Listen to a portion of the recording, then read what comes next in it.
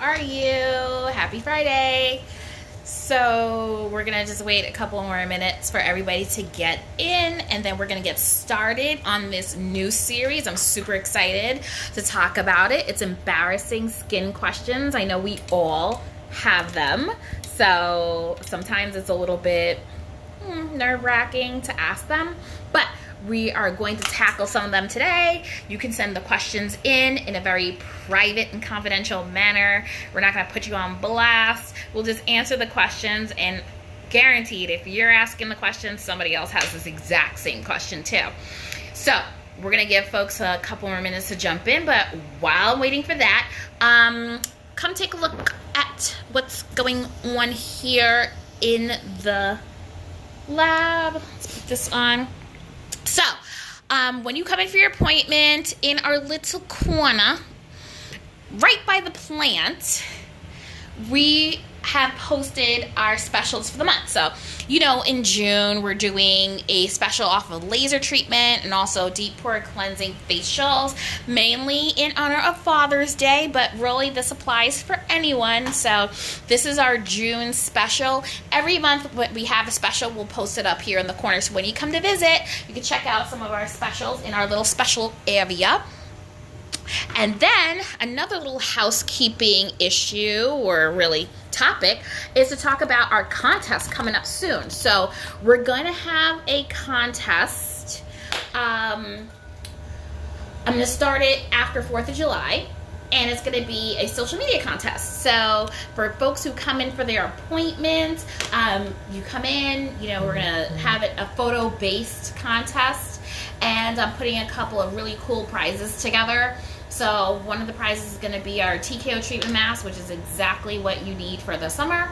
And then also going to have, I'm working with one of the distributors of skincare products to put together a special discount code. So when you guys need to re-up on your supply of products, you have a discount code. It'll give you a nice percentage off from it. So as soon as that's solidified, I'll be able to share with you guys, but that's what's coming down the pipeline. So let's get into it.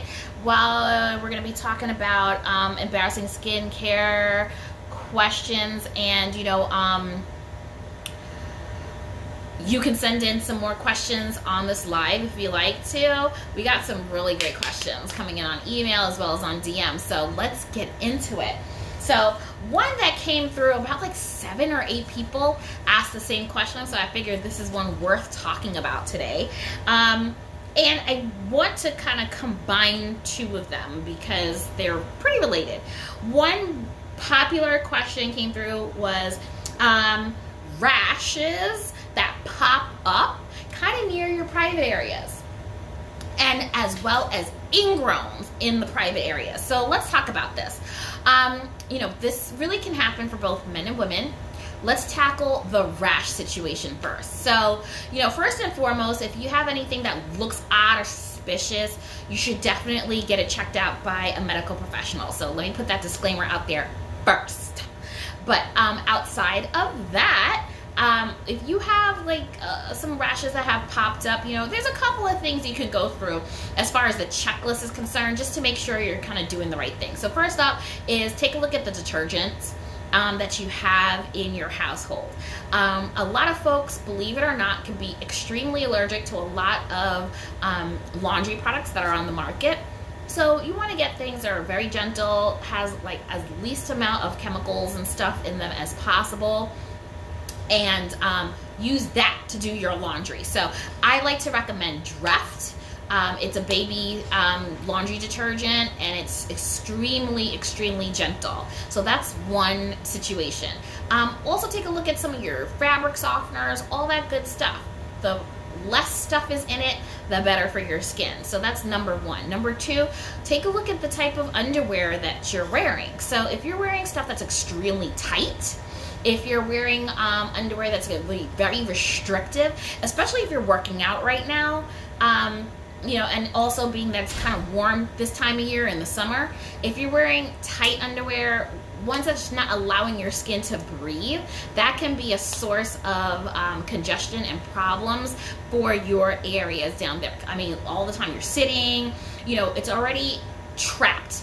from the things that we do all day long. Then you're going to trap it even more with really tight underwear. So that can really be what can setting off your skin in that area. So check that out. Make sure you're wearing breathable, decent fitting underwear. Okay, and last, you just might be the type of person that, you know, has a lot of body heat. You trap a lot of body heat, you trap a lot of sweat. So if you're somebody who has a lot of sweat, trap a lot of body heat, again, you want to make sure you're wearing, you know, clothing that's not going to be too constricting. And then on top of it, you can use certain things to help kind of control the environment in that area. One thing that I really like to recommend is using toner. Believe it or not, you can use toner in your private areas, especially if you've been waxed. It's not weird. It's something you absolutely should do. So say you shave, you wax, whatever you do for hair removal in that area, use some toner. Anything that you use on your face, totally fine. Witch hazel, rose water, if you have some like 5.5 toner, if you have a stringent base type of toner, whatever it is that you have at home already, use that down there as well. It's going to help keep everything, you know, as much as you possibly can in a pH balance, and it's going to control the irritation, it's going to control the environment, it's going to control any sweat or odor. So that's my recommendation. So first up, go see a medical professional. Check everything out, make sure everything's like A-okay. If it is, then there's stuff on your part that you need to do. Check out your laundry agents, make sure you're wearing, you know, properly fitting underwear, and then also use some toner. So that should definitely help with the rashes, irritations that are going on in that area. Let's talk about ingrowns in that area now. Ingrowns in that area, you know, I really feel like that is something that happens more often when you are participating in some type of hair removal treatment. That's not laser. So let me be really clear. If you are shaving, if you are waxing, if you're sugaring, any type of hair removal, especially if you have curly hair, you're gonna really up the ante and the chances of getting ingrown hairs. So with the exception of laser, which laser actually attacks ingrowns and attacks ingrown marks, all those other methods of hair removal, you will probably increase your chances of getting ingrown hairs. So, and especially if you have curly hair pattern, that's gonna ratchet that up a little bit higher. What can you do? Okay, so a couple of things. If you are going somewhere and you're getting waxed, sugared, shaving, whatever you're doing, you want to make sure that you get into an exfoliating routine pretty quickly. You know, the first day that you've gotten hair removal, don't do it then, because it's just way too early. Your skin's been through enough. But I want to say like 2-3 days right after, even the next day for some people, go right into exfoliating. Could be just using a mitt. It could be just, you know, water, using like an exfoliating mitt or exfoliating net, and really exfoliating that area. You want to make sure all the dead skin is off. We want to make sure that we're constantly stimulating that area to really help the hair grow up and out, not turn back around and go back down.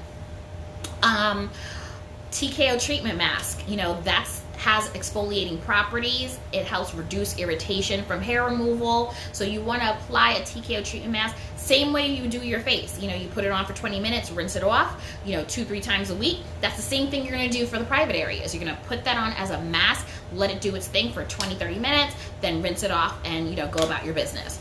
So those are 2 things that you can do. Now, if you are ready to take the leap and move into laser, I highly recommend that, especially people who have had suffering from ingrown hairs. You got some marks left behind because of some of the damage done by it. Laser really works to help reverse a lot of that damage. It prevents ingrown. You're gonna get the hair removal benefits. You're also gonna get the repair from, you know, past ingrown damage. So the marks, the bumps, all of that's gonna get removed by laser treatment. So I've got a lot of information on my website. I've got tons of information and examples on my page, on my highlights, so feel free to check it out. If you have further questions, send me a DM. But for me, for a lot of other people, you know, especially if you have, you know, any type of melanated skin, no matter what range you fall into, laser hair removal, especially if you've had a lot of issues with ingrown hairs, is definitely going to be the way to go. So you want to check it out. So hopefully I've covered a lot of information with regards to the private areas. If you had irritation, if you got ingrowns, and again, if you have further questions, let me know. All right. The next question, which was pretty popular, was stinky feet. So, you know, it happens. It happens. We're all human. It happens, okay? Again, if you're working out, again, if you're in sneakers all day, you got your socks on, whatever, it can happen.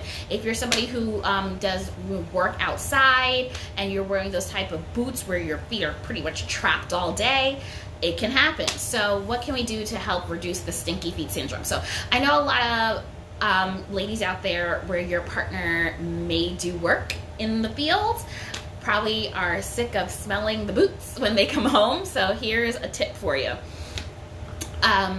Get a bucket, put some warm water in it, and steep some black tea bags in it, okay? Tannic acid in tea actually works to reduce foot odor, believe it or not. So that's something you could do. You could do a foot soak, once or twice a week, and that eventually will cut down the odor over time. You should definitely see an improvement within the first week after doing this, maybe like 2 or 3 times a week. That end of that first week, you'll definitely see an improvement. So that's one thing you can do. Second, foot spray, everybody knows all about that. Sometimes the foot sprays don't really work. So here's a backup option. You can get antiperspirant deodorant. Some people use the roll-ons for underarm. Get the spray version and use that on your feet. The concentration of deodorizer and antiperspirant ingredients are higher in the ones that you use on your arms than sometimes the one that's in the foot spray. So you might want to check that out and use that as a backup. So you can use it under your arms and also on your feet. Those are the 2 things that have worked really well for folks in the past. If you have any other recommendations that you'd like to share with the community, please send in the DMs and share it. Happy to hear some more information. But we're going to keep these videos short and sweet to keep the series going. So keep on sending your embarrassing skin questions. I'm happy to answer them every week. I'm going to try to stick to like a Friday cadence so that we have some type of stability with these. So let's keep the questions going, and I will see you guys later. I'll be posting later on today about all my clients coming in for all their different treatments. So stay tuned, check it out. If you like this information, please hit like, share, and follow. Send this to all your friends so we can get a nice community going. Talk to you guys later. Have a great weekend.